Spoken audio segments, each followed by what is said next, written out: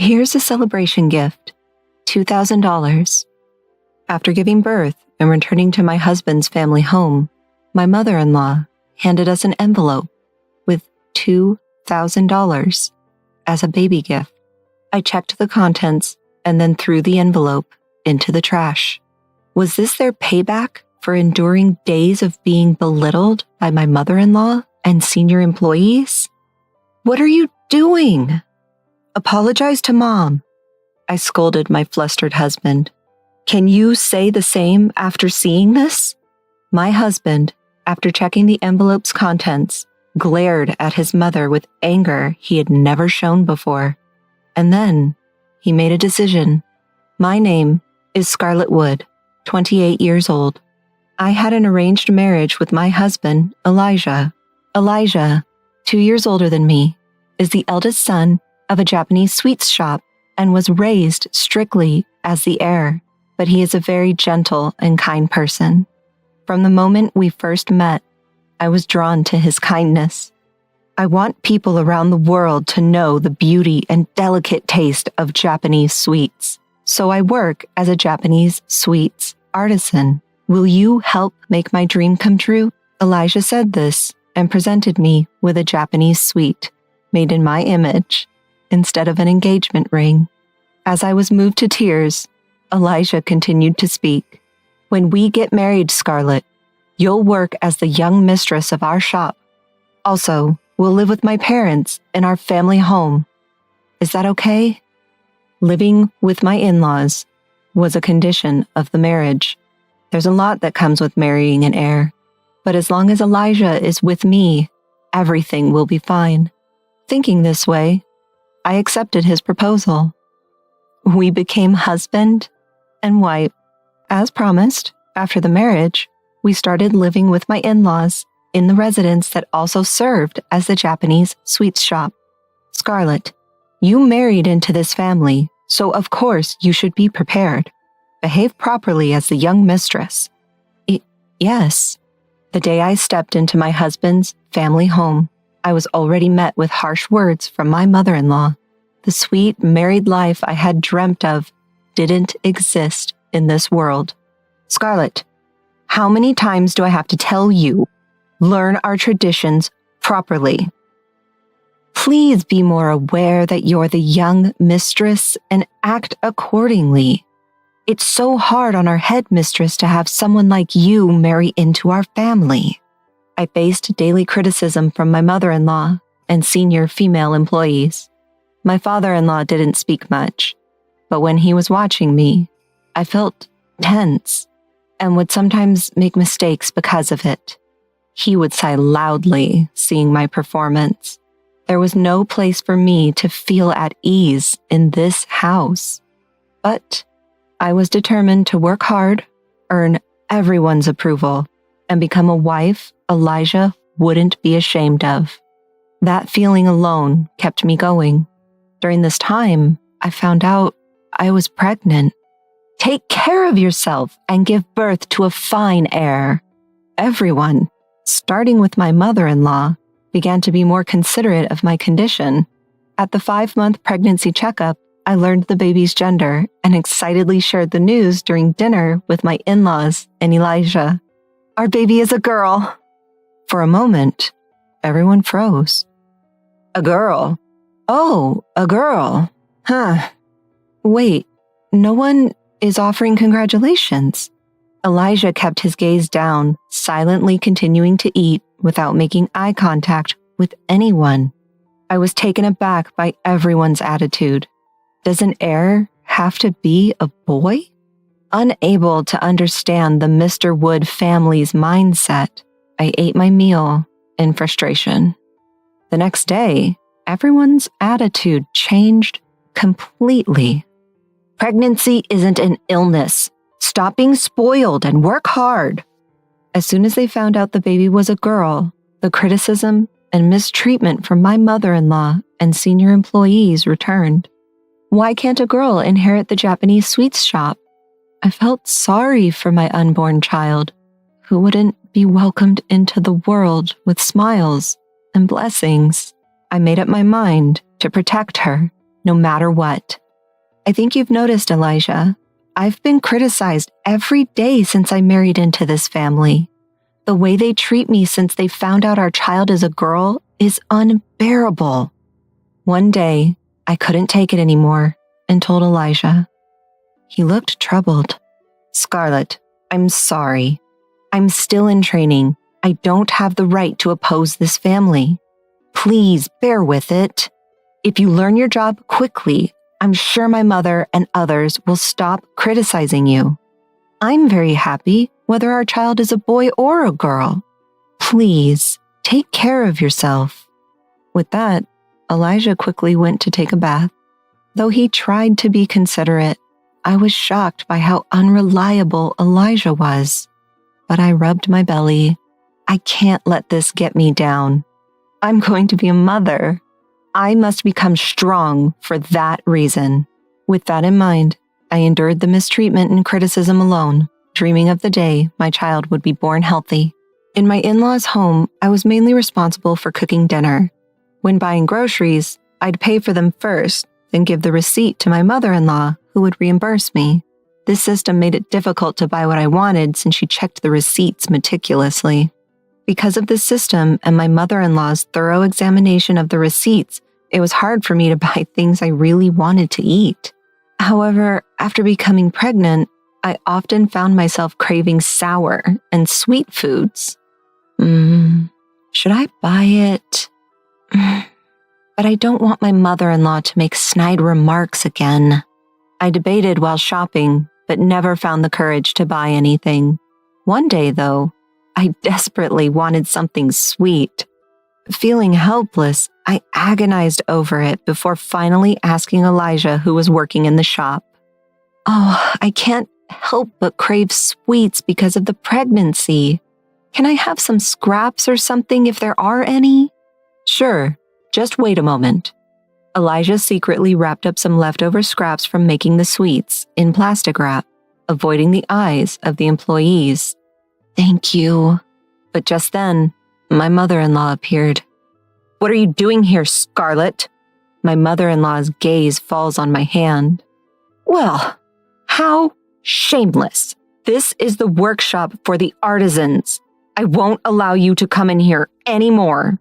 Saying this, she snatches the scraps Elijah had given me and kicks me out of the workshop. One day, as I open the fridge to prepare dinner, I find it packed with high-end ingredients like luxurious Wagyu beef that I've never seen before. Since I can't use the fridge's contents without my mother-in-law's permission, I ask her for confirmation. Can I use the food in the fridge? What are you talking about? That's for Natalie, who's coming back the day after tomorrow. Don't you dare use it. She coldly responds. Natalie is Elijah's sister. She married into a farming family and now, 3 months pregnant and suffering from morning sickness, she's apparently coming back to her parents' house. Returning home just 3 months into her pregnancy. I'm 7 months pregnant and I've been used and abused, being told pregnancy isn't an illness. I have a lot on my mind, but the more I think about it, the more miserable I become. So I pull myself together and prepare dinner using the other ingredients. On the day Natalie returns home, my mother-in-law is in high spirits from mourning. She had originally opposed Natalie marrying into the farming family and seems overjoyed to have her back home after a long time. I'll cook dinner today, Scarlett, so you can go and take a leisurely walk. Unusually, my mother-in-law is kind. Usually, I'm busy in the evenings and can't take leisurely walks, so I decide to take advantage of her offer. The sky is so high. The sky I look up at after a long time is dyed red and it warmly envelops me. When I suddenly touch my belly, I feel the baby move. Mommy will work hard for you, so come out healthy and strong, I whisper to my unborn child. Oh, what a delicious smell. When I return home, I'm greeted by the aroma of grilled steak. As I try to enter the living room, I hear voices from the inside. Natalie, eat a lot for the sake of your baby. Peeking inside, I see my mother-in-law has lined up a variety of dishes in front of Natalie. At the table, my father-in-law and Elijah are silently eating steak. What about Scarlett's portion? The moment Elijah says this and looks up, our eyes meet. Oh, don't worry. I made some stew for her. At my mother-in-law's reply, Elijah says nothing and looks away from me. There's no steak for me. I can't take it anymore and quietly go to our bedroom, trying not to draw attention. I'm pregnant, just like Natalie, yet no one tells me to eat a lot. Seeing the reality that I'm being excluded, I can't hold back my tears any longer.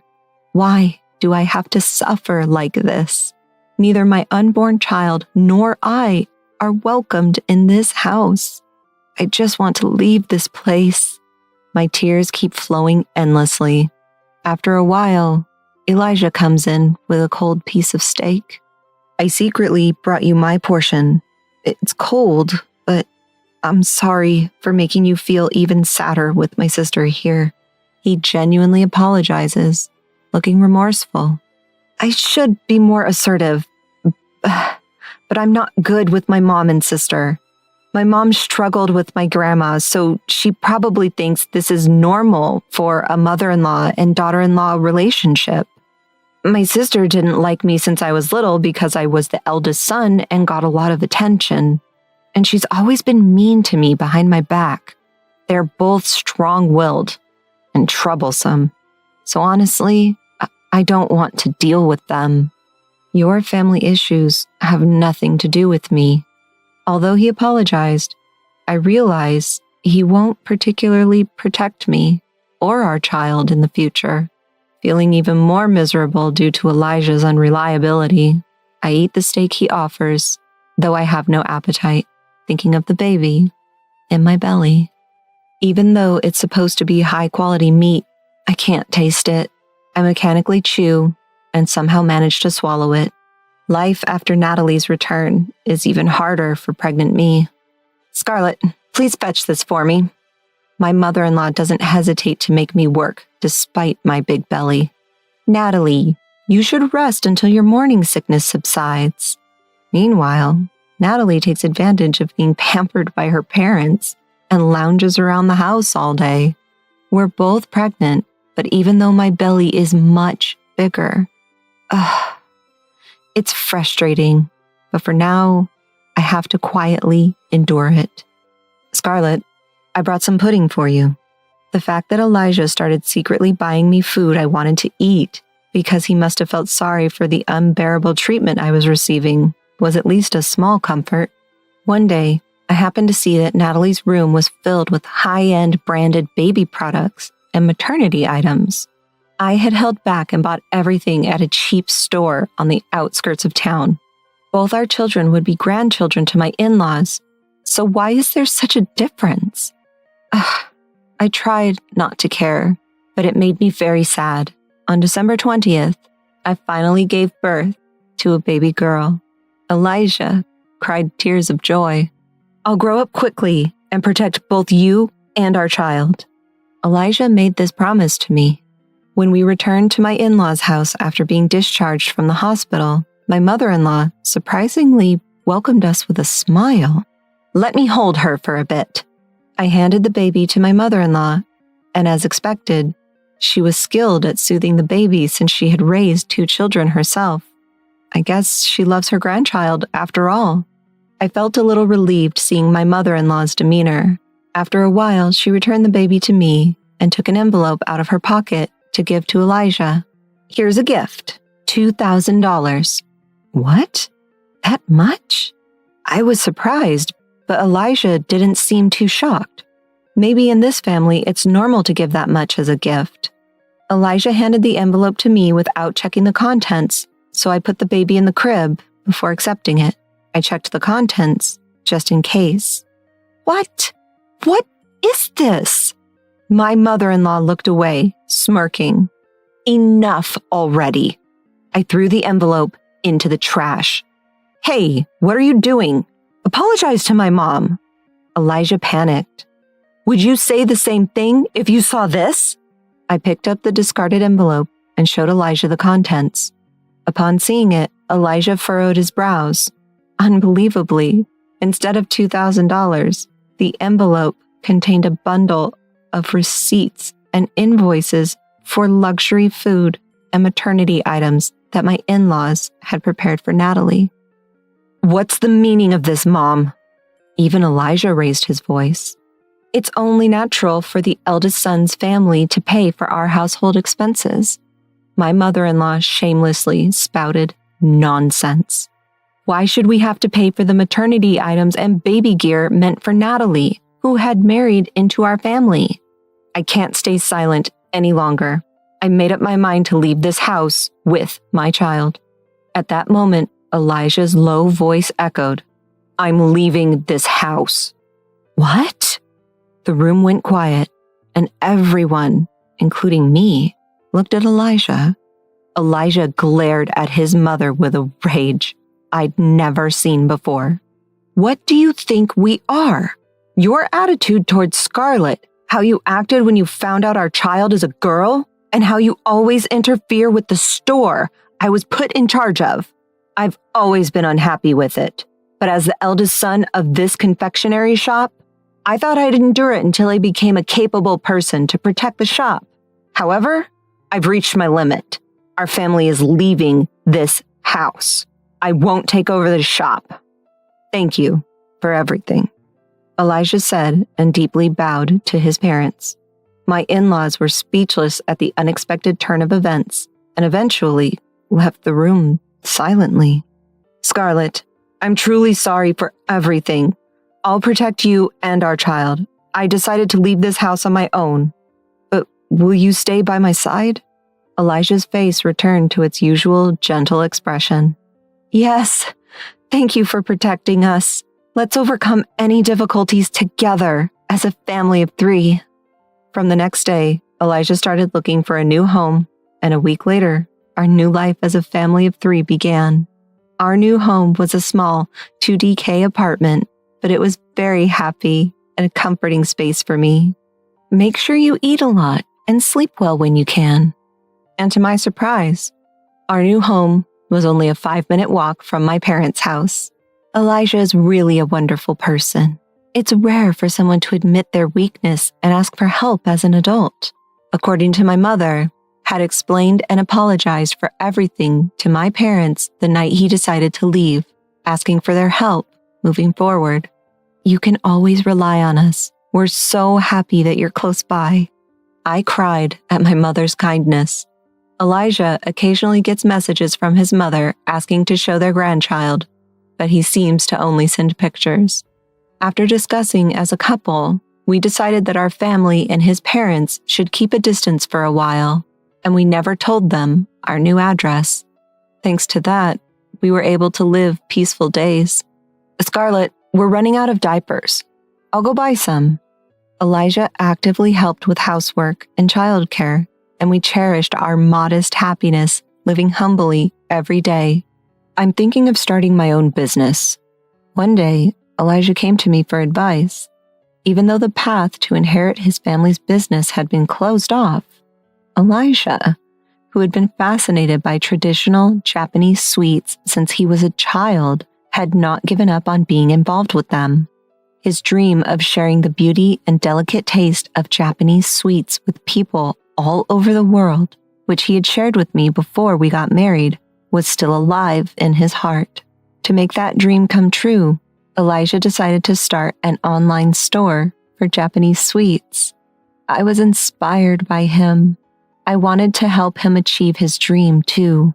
With that thought in mind, I wondered if I could utilize the experience I had gained while briefly involved in making Japanese sweets at my in-laws' house, and I brainstormed in between housework and childcare.